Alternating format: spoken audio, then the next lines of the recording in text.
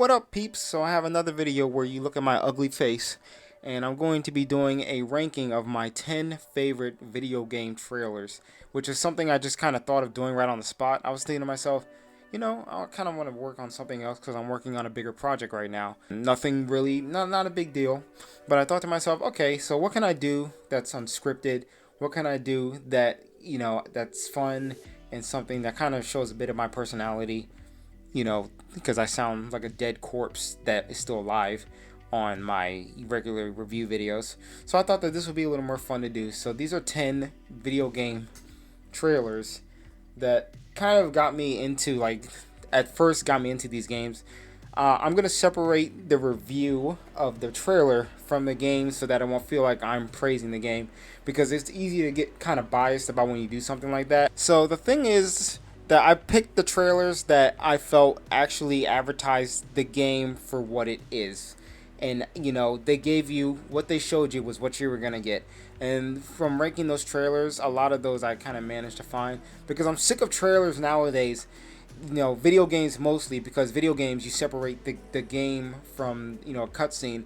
A lot of these E3 trailers always display the cutscene version of the trailer rather than the game itself. It's not all the time. Sometimes games show a cutscene first and then they'll show gameplay maybe in a later trailer. But sometimes there are games where they literally are just showing a cutscene trailer. And those ones, usually on YouTube or something like that, I'll skip, or either I'll click right off. So yeah, these are just trailers that I saw either as a kid or recently or some point in time in my teenage years that made me interested in either buying the console that the game is on or just the game itself. So hopefully you enjoy the video. I'll try to be as less boring as possible. So yeah. Alright, so number 11 is the Resident Evil 6 reveal trailer. I think the thing about this trailer was that it worked because, one, it came right out of nowhere, and nobody knew that. I guess nobody figured out that a Resident Evil game was going to be coming out soon. But as soon as that trailer came out, bam, it was like this crazy, over-the-top looking action game. And even though I think some people were already skeptical about it, I was pretty excited because it looked like they were doing a respectable escalation of, the last one. For some reason, I think I've come to accept that Resident Evil 6 was going to be something else, or the franchise itself was going to be something else. So when I saw the trailer, I really, really liked it. I think one of my favorite things about it was there's a small detail where Chris Redfield actually pushes one of the cameramen out the way. I like that. I like stuff like that. I personally like the graphics too. Like it all looked like an action movie, which it ended up being anyway. So I think that's why. But separating the game itself from what was advertised, I was really excited for it. I thought it was a really well put together trailer, very well edited, and I like the new reveal of Jake, who is Wesker's son. You know what, Capcom? Please make a Wesker game of some sort. Make a Jake Wesker game, please. I really, he was my favorite character.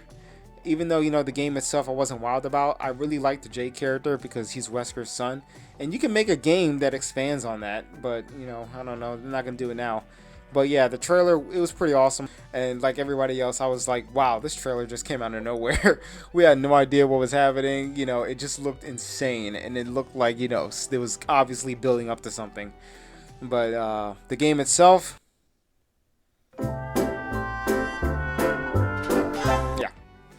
and number 10 is the Silent Hill 2 E3 trailer from 2001. The one thing about this trailer, I'm just going to go ahead and criticize this trailer real quick before I commend it. But one of the issues with the trailer itself for me was it's way too freaking long. It's like a 5-minute trailer of gameplay cutscene, gameplay cutscene, gameplay cutscene, gameplay cutscene. And that sort of drove me crazy. I was like, okay. But what I do like about it is the way it was presented anyway. One, the Silent Hill theme music is incredible. It's one of my favorite scores of any game ever. I like the grainy, I really miss that grainy, gritty look that unfortunately the Silent Hill HD remake could not get right. So it was really nice to see it here in the trailer. I do like the fact that the cutscenes sort of don't give away the plot. They kind of give you the baseline of what the plot is, and then they have the base of what you need to experience. It's just that they could have cut that down to at least maybe 2 minutes. But a 5-minute trailer of, you know, shooting enemies and then cut into, you know, the cutscenes. I don't know. Other than that, it's a great it's a great trailer anyway.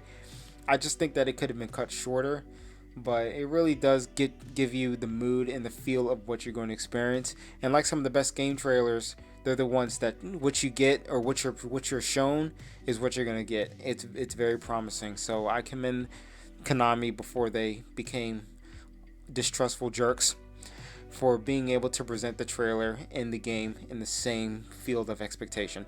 So good job, Konami, for now. And number 9 is the Donkey Kong 64 trailer from the Hot Newz 64 video cassette. This one was pretty nostalgic for me, especially because the video cassette itself is like a relic of its time. If you haven't watched the video yet, I recommend it. I'll put it in the description so you can actually watch it. I definitely recommend it. Steve Sobel is so hilariously over the top in that video that I just can't stop watching him. This is great. But the trailer itself was really well done, especially watching it now. It was so tightly edited with some of that frantic music, with the frantic gameplay. And it's one of those games, like much like RE6, what you see is exactly what you'll get. Even if it doesn't always, you know, reach expectations, it was still a really well done trailer. I thought it was, for a minute, it packed in quite a lot of content and a lot of gameplay.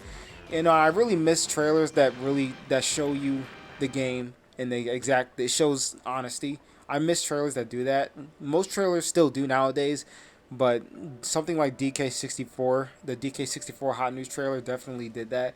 And it was a very assuring and promising video cassette anyway. For a minute, for a little over a minute, it was definitely a lot to see and a lot to be excited about. I would say that it definitely showed too what the expansion pack at that time was capable of, and how much power was actually in that baby, just considering the graphics and the sound design. It was a great looking trailer, and it was just something that, you know, I cut it on and watched it every now and then just because I just really enjoyed it. It was really well done. It was fun. It was a fun looking trailer, and it made me want to get the game. I thought that was a perfect number 9 fit because there's other trailers that are a lot better than that one. So number 8 is the Sekiro Shadows Die Twice trailer that was played at E3. And this was the game, or the trailer of the game, that proved that From Software was capable of doing a lot more than what they did in their own confinement of the Soulsborne series so far. And after Bloodborne, I personally wasn't even sure where they were going to go.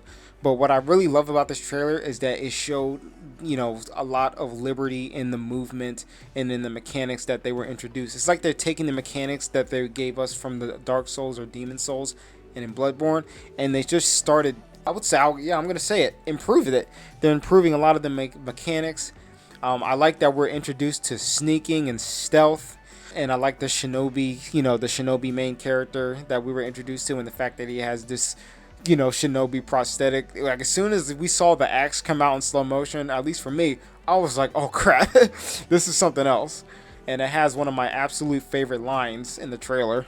You'll learn to appreciate its worth. And the stealth element and the fact that you can actually sneak kill people. This was something different. But at the same time, it still had those principal elements of a From Software title. And that's something that I think a lot of us want to see, is how From Software continues to expand and improve what they had for a foundation. And I can't wait for the next game that's coming out. And speaking of which, so yep, that's right, number 7 is the Elden Ring trailer that just came out recently. And too bad I have to wait long. I mean, we only got a few more months for January 22nd. But the trailer for this game, at first, my first impression was that it looked a little like a Souls game. I was thinking to myself, okay, either this is going to be some sort of game connected to the Souls, or this is going to be a true Souls successor. And from what I learned and read about, this is definitely going to be their most ambitious game to date. But the trailer, one of the first things that the trailer did was, as far as an impression is concerned, is that they had that incredible shot of this world, and then you have this giant tree, and all I thought to myself was, please let us be able to go to the tree, please, because that made me so excited. But graphically, it looks like they're constantly improving. I love the shot of those two giants with those carriage, and then you have your character riding on an elk, and the elk is jumping a cliff, and you can jump off the elk, and the elk disappears, and then you can just start fighting enemies. That was way too much. I was like, okay, they're definitely onto something now. Like, From Software is always seeming to improve, and I wish that other developing companies had this level of dedication and creative ambition, you know. But it was a really well edited trailer.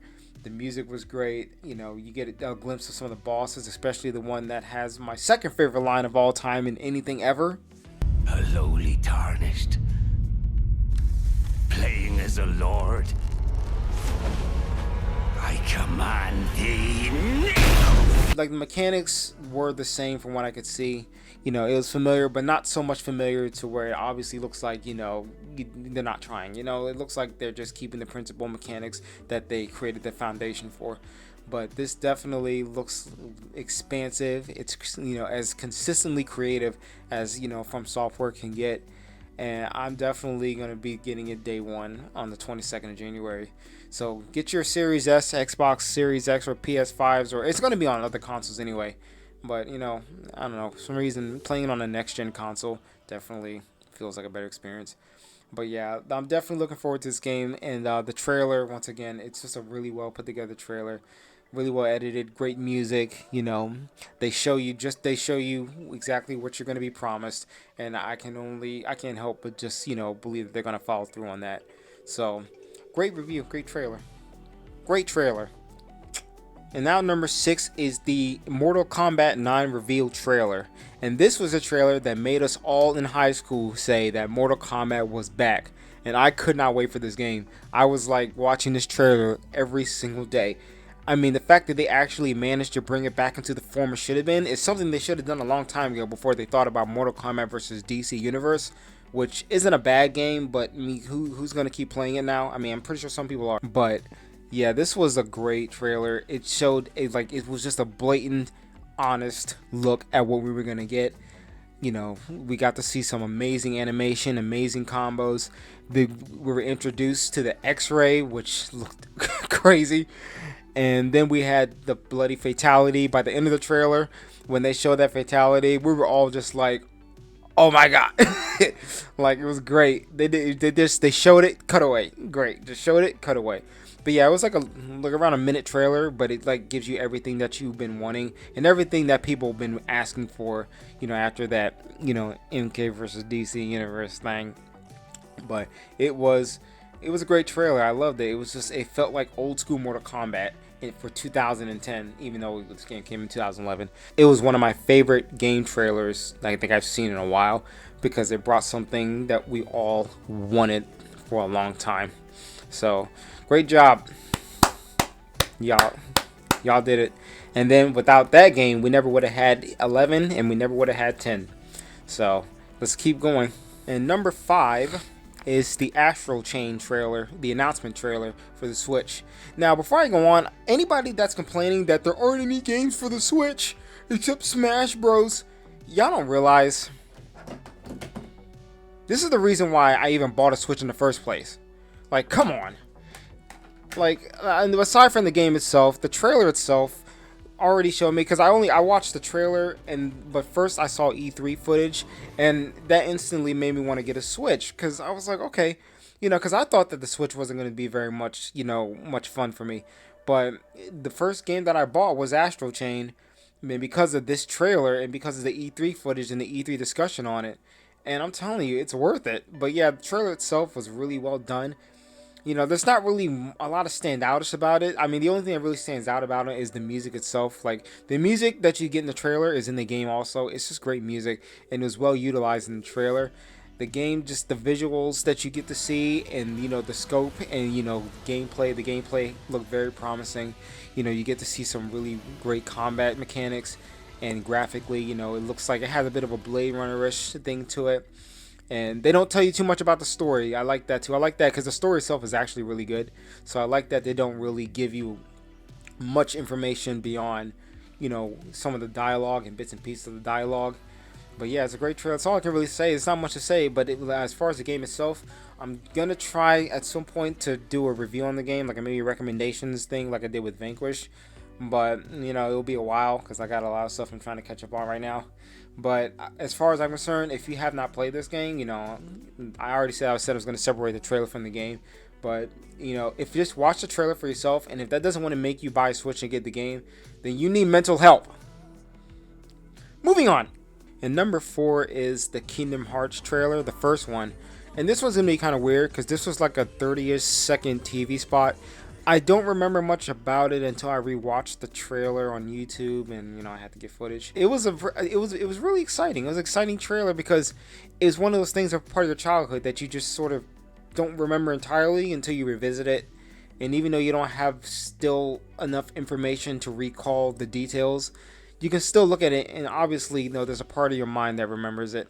And this trailer was like, it was like 30 seconds of just, like all these Disney characters, and then you have these anime characters. Like, I didn't really know much about Final Fantasy when I was younger. So Sora, I didn't know who Sora, Riku, Kairi were. I mean, well, let me put it this way: I didn't know anything about Final Fantasy itself.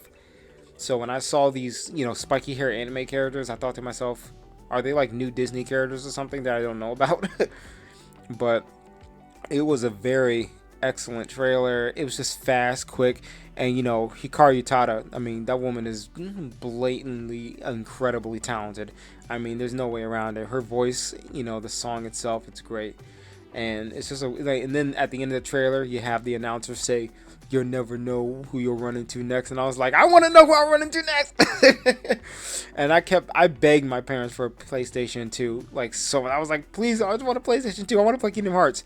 And I didn't get a PlayStation 2 until like 2 years after the game was released.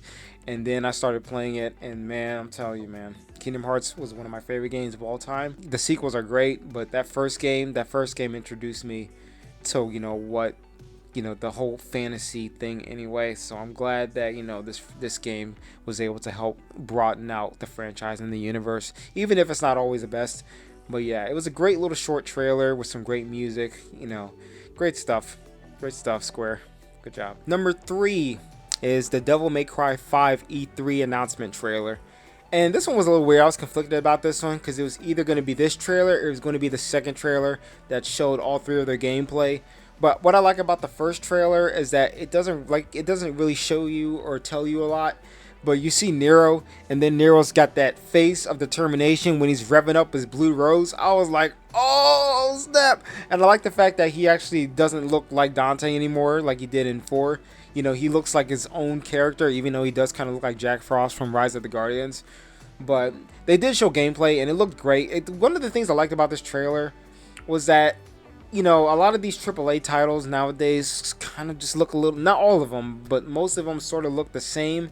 So what I liked about this trailer is that it felt like it had its own personality and its own mood, and it was just, the game was just itself. It looked like a game, and it looked like it was a game that was having fun with itself. You have that poppy sort of electric music in the background. Regardless of how you feel about it, it established a very fun, still cool tone to it. It had, my waifu Nico, who I don't think is straight. The graphically looked great. The game, I liked the introduction to Nero's, robot arm. I like that a lot. I forgot the name of it, off the top. That's amazing. But yeah, that was a great addition because it's a good replacement for his devil arm. But I'm not going to spoil it for anybody who hasn't played it yet. But yeah, really well done trailer. And then you got the great title font with the Devil May Cry voice, the narrator. That was really neat. That was like classic Devil May Cry right there. They had the introduction of Dante, old man Dante, on that bike. I was like, okay, and that was a great addition. It's like we all wanted to see Dante, and from what I saw from the footage, a lot of people were like freaking out. So that was great. But yeah, it was a really well done trailer. Great personality. Definitely, the game that isn't ashamed to be itself, and we need more of those nowadays. And we're still getting it every now and then, but games like that are being replaced by games that are taking themselves a little too seriously. But I'm not gonna go there. Moving on. And number 2 is the Bayonetta review trailer. Now, I was either gonna put Devil May Cry 5 on top or other way around. Either way, I like both trailers equally. But this was the trailer that obviously got me into Bayonetta, and Bayonetta got me into Platinum Games. But this was a really, really awesome trailer. And one of the reasons why is because of that song. Oh my gosh, by Ellie Jackson. The vocals on that thing, the escalation. And I like the trailer because it shows a lot of, some of the articles that they gave it critical praise. And that made me excited, and they got good gameplay footage. and what you get, is what you see is what you're promised. And it was just a great trailer. We get to look at Bayonetta, and like graphically, it looked great. It looked imaginative. A lot of the visuals that we get are combined with that poppy, sick song. Yeah, I gotta say one thing about the song too. As soon as I heard it, I downloaded it, and I think I listened to it more times than I can count in my car. There's not much I can say beyond that, except that it's just a great trailer. Really well edited. The editing isn't super, heavy, but it just has the excellent music. It has the excellent visuals, and it fades in from these all these positive things to say about it to some of the cut scenes and the gameplay. It really does make you want to buy the game, or it makes you at least want to be interested in it. And some of the best trailers are the ones that don't tell you what it's about, but get you interested. And that's what this Bayonetta trailer did. So, Platinum Games, I will always give you money, even if it sucks. Well, no, not really. And my number one favorite movie trailer is the trailer for Dead Space 1. Now, this trailer, right off the bat, I'm going to say that it scared me. When I first saw this trailer, I kind of thought to myself, I'm not sure if I actually want to play this game or not. It's solid editing and great gameplay footage. But then you got that song, which I still need to find and download. But it was just a great trailer, and it just convinced you, this is definitely, off the back of the success of Resident Evil and how they utilize that to do something of their own. And the graphics looked incredible. The creature designs, the first time I saw them, they looked absolutely terrifying, and they still do. I mean, to this day, I know that we're getting a remake of Dead Space, but I'm not even sure why. And, this game already looks amazing and holds up to this day, so I'm not, it's whatever. They can do what they want. EA can do whatever they want. You have that one shot of the Necromonger. It's that quick cut close-up shot. Beautiful. It was absolutely freaky. I was like, oh my god. I mean, my only complaint about the trailer is the end. I don't know why they would show that. I mean, to me, it's a spoiler. But other than that, it was great. You have the great font titles and that come between the gameplays. And you have, just it looks absolutely like it's what you expect and what you'll get. And it kept holding me back from wanting to play it. I ended up playing it, obviously. But yeah, you just kind of think to yourself, you're looking at the trailer itself is about as scary as the game itself. Like it is exactly what you expect. And, it was definitely one of the best trailers, I think they've ever put. And this is before EA started falling off and no longer getting it together. So I want a Dead Space sequel, to be honest, but that's for a whole different topic. And those are my 10 favorite trailers. I know this was kind of random, but I was trying to, what else am I going to do in my life? But if you liked the video, leave a comment below. Oh yeah, add your favorite trailers, what video game trailers in the comment section. Add which ones you liked. Add 10 of them, add 20 of them, which trailers made you interested in that game. Go ahead and drop it in the comments. And if you liked the video, leave a like, subscribe, the whole shebang. I still got some other projects in the making, but I will definitely keep this up if I can. And peace out and love y'all.